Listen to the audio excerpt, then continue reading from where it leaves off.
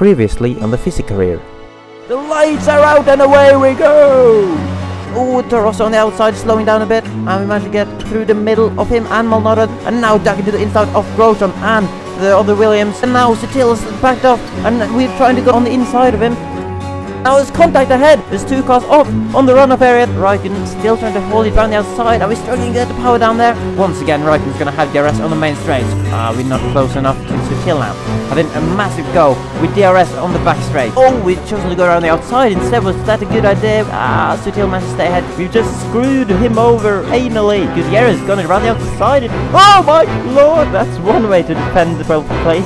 Now we're going to try and get a better line than Ricardo out of turn 2. I've just run a few, and here goes Ricardo. So we finished in 15th place.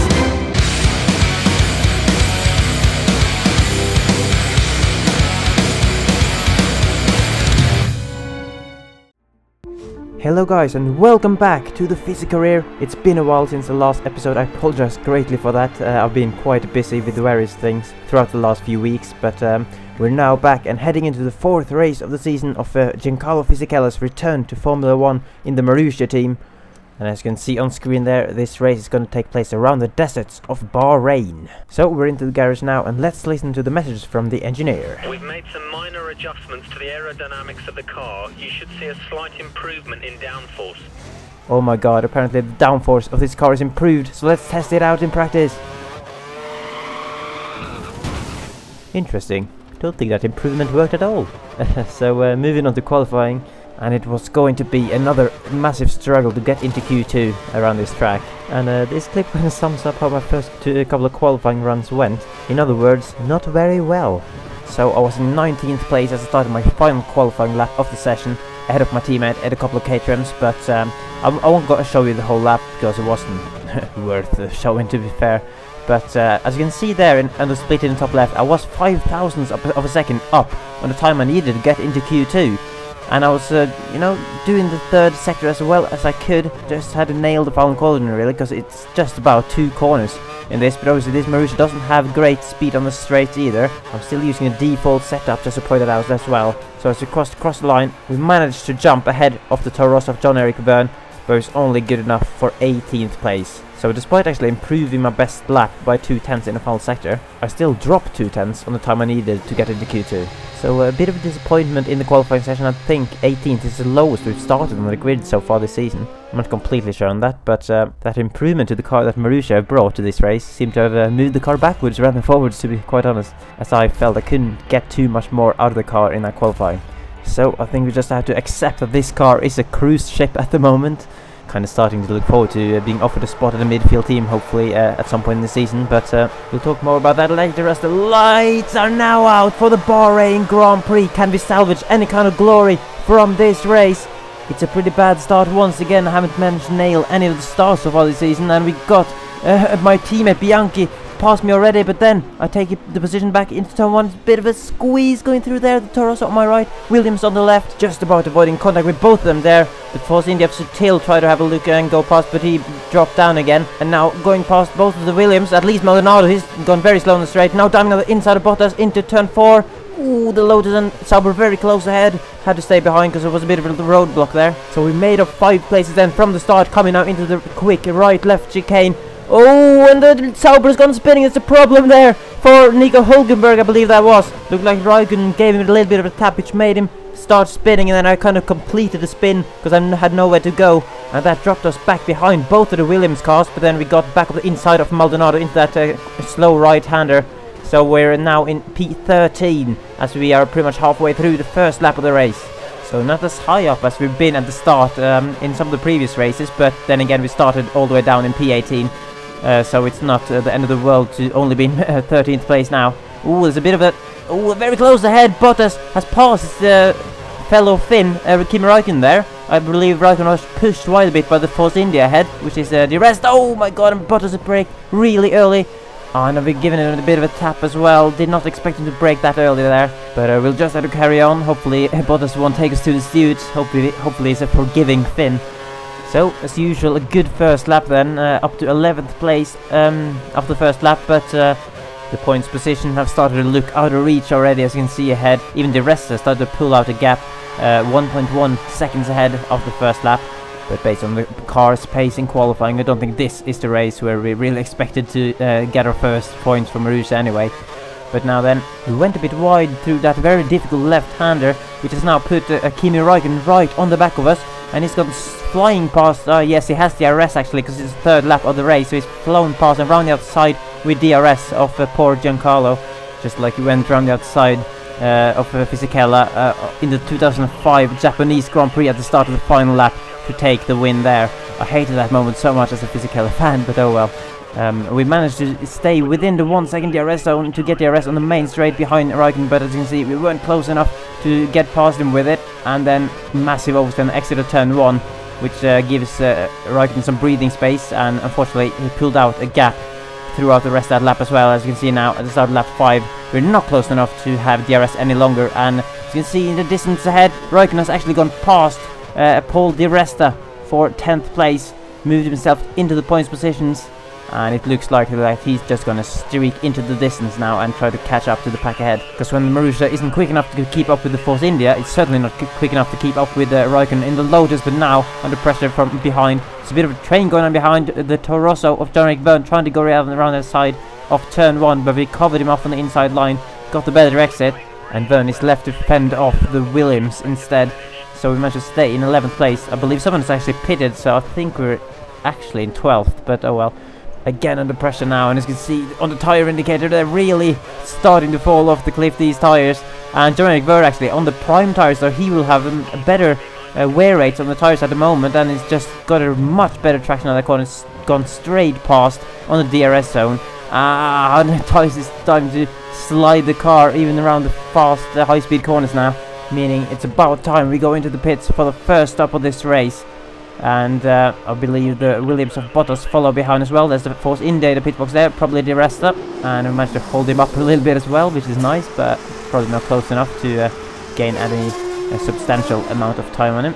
So 3.1 decent pit stop from the Marussia crew to make sure no one jumped us in the pit lane. Mostly a few cars went for another lap before pitting, so we need a good outlap as well in order to maintain the position we were in.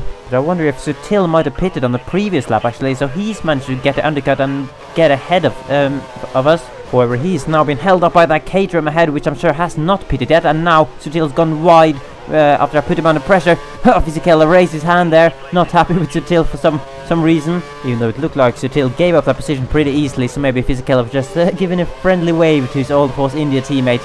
But now we're right behind that Caterham, but luckily he's gone into the pits after giving us DRS, so luckily he hasn't held us up. But Sutil is going to put us under pressure a bit now, going down the straight, while we've gone up to P13 again due to cars in the pit lane, and we managed to stay ahead of Sutil as well, although we run very wide onto that curve there. You just understeer completely, and again on turn 2 this Marussia doesn't look very nice to handle at the moment, or maybe Fisichella just couldn't be bothered to turn the wheel properly, but anyway, up to P12 now, because that was Jan-Erik Byrne coming out the pit lane, who went obviously quite a bit longer on his prime, because he started the race on the prime tyres, and he just about managed to go ahead of that massive train behind there, which I now believe consists of Byrne, Sutil, Bottas, Maldonado and Ricciardo, if not too mistaken.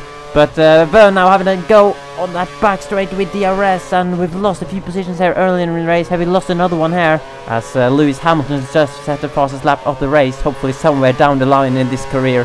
What Lewis Hamilton does might actually matter to us, because hopefully somewhere down the line we'll be able to challenge him in the better car. But now let's focus on the battle with the Williams. Bottas there, trying to go around the outside, and again we run wide onto that curb. Bottas trying to hang around the outside of turn 2, but had to back out of it. And now the Williams drivers are side by side. Maldonado with a bit better straight line speed, it seems, using a bit of slipstream from me as well to go past his teammate. I've tried to give the slipstream to Bottas instead, because I prefer him over Maldonado, to be perfectly honest. So I'd like him to stay ahead, but the crucial part is that we managed to stay ahead of both of them. But now Gutierrez has managed to pass them both, it seems, and he's having a look around the outside of this long left-hander. He's gone wide onto the curb, but still, that was a great aggressive pass from Gutierrez actually. Trying my best to keep him behind, but he was adamant to go around the outside there and pulled it off. And this Sauber has been one of the cars that we haven't been able to keep up with earlier in the season, and that seems to be the case here as well. Oh, oversteer there, as we couldn't get back past Gutierrez with the DRS on the main straight, and now we're oversteering everywhere, which has led Maldonado and Bottas, both of the Williams cars, managed to pressure us once more. And we've gone really defensive into turn 4 to stay on the inside line and maintain position. Oh, again oversteer out of that corner. Will the Williams manage to power through? No, he will not. He's still behind. So again, a defensive race so far. Just trying to keep hold of the positions we're in. As tends to be the case, we're in a slow car like the Marussia. I think finishing P17 was actually the goal of the team. Well, that the team set for me before this race. Let's at least try to do that. But now Maldonado has gone through the gap on the inside, but then he braked really early, incredibly early, and let oversteer again. Let both me and his teammate Bottas ahead. So that was a maximum failed overtaking attempt from Maldonado. But now you can see the tires are falling off again, just like at the end of the previous stint. And it's pit time, is it? Well, it looked like Bottas was gonna go through there, but he chose to go into the pit lane at the last minute. That means he stayed ahead. No, behind me, sorry. While Maldonado went around for another lap. So we need a good stop from the Marussia boys here to make sure Bottas doesn't jump us in the pit lane. It's a 3.1 second stop again, on with the prime tires, because we have to use both compounds obviously, and we used options on both the previous stints. So hopefully these primes should be able to stay in one piece for 11 laps now until the end of the race. We managed to stay ahead of Bottas at least, so that's good news. But now Bottas, oh my god, look at the straight line speed he's got. And he's gone up the inside into turn 1. That is not good news if we can't get back past him quickly, because then he might just pull out a gap like so many cars have done before. I'm trying to squeeze through the inside of turn 2, but there wasn't enough room to get on the power properly. But now we're using lots of curves to get in the slipstream and up the inside. Are we going to dive the inside of Bottas? Yes, we are, but we've run wide though. So Bottas is going for the cutback. He's got a better exit, and he's got that place back. So good driving for Bottas. He's going to go through this. Oh, he slowed down a bit there, and he's went wide as well, and he's dropped behind Ricciardo, I think. And I got a warning for causing collision. I didn't feel like there was any contact there, to be perfectly honest, but actually Bottas stayed ahead of Ricciardo, so he only lost out to me then, which is half good news for him, I guess. And oh my god! Oh, how on earth have we managed to keep control of that car and only drop one position? I have no idea. The curb on the second part of that chicane completely threw the car off the track, and I had to get my piggy squeal out. I'm really sorry for you ears, guys. Or Fisi squeal, as I like to call it. Hashtag Fisi squeal. But yeah, that certainly hasn't helped us in this race, because Ricciardo is ahead obviously. And now there's a car coming out of the pit lane. That would be the Force India of Adrian Sutil. I managed to jump ahead of him up to P16. So that seems to be the position we're in now, actually. With Nico Hülkenberg actually behind, obviously after that first lap incident he had when he went sideways in front of us. And it's gonna go from bad to worse now, because blue flag being waved at us for the first time this season. Lewis Hamilton, the race leader, going past, and that's put Hülkenberg right at the back of us, as there's only a couple of laps left in the race actually, and I can't see any more front runners behind. So Hamilton looks to be having a Vettel-esque dominating win on the cards here, as Nico Hülkenberg now making a final push to try and get past us into P16. It's diving up the inside of turn 1, trying to hang it round the outside, just about leaving him space on the inside there, and a good exit from big old Giancarlo. Fisi fending off that Sauber with style. And that seems to be all that was needed. Hülkenberg, he's still behind now, as we got only one corner left to go in this race actually, because Hamilton obviously lapped us, meaning that we don't have to do the final lap of the race. And crucially, nailing that final corner using quite a bit of curb on the exit. Lewis Hamilton wins the race, but we managed to stay ahead of Nico Hülkenberg and that Force India of Adrian Sutil as well, to finish P16 in this Bahrain Grand Prix. Which seems to make Giancarlo happy enough, because it did beat the team's objective of finishing above 17th place, but still a bit lower than what I would have liked personally. So here are the results then. My teammate Jules Bianchi all the way down in last place, which kind of shows the actual pace of that Marussia, but for us it's another race of battling in the lower parts of the midfield, which seems to be the trend of the season at the moment, and I'm not gonna lie, kind of starting to look forward to already when we're gonna be in a better car. And I wonder if we might get an offer from a better team at some point during the season. If that happens, of course, I will let you guys know, and we will decide together whether or not I should accept the offer. So we'll just have to wait and see for that, I guess. But for now, we are 1 out of 10 drivers who have yet to score a point this season. Neither the Force India, Williams, or Toro Rosso drivers have scored any points as well, as you can see there. So yeah, it'll be interesting to see which of these teams can manage to score the points first. We're of course still hunting for the first points for the Marussia team.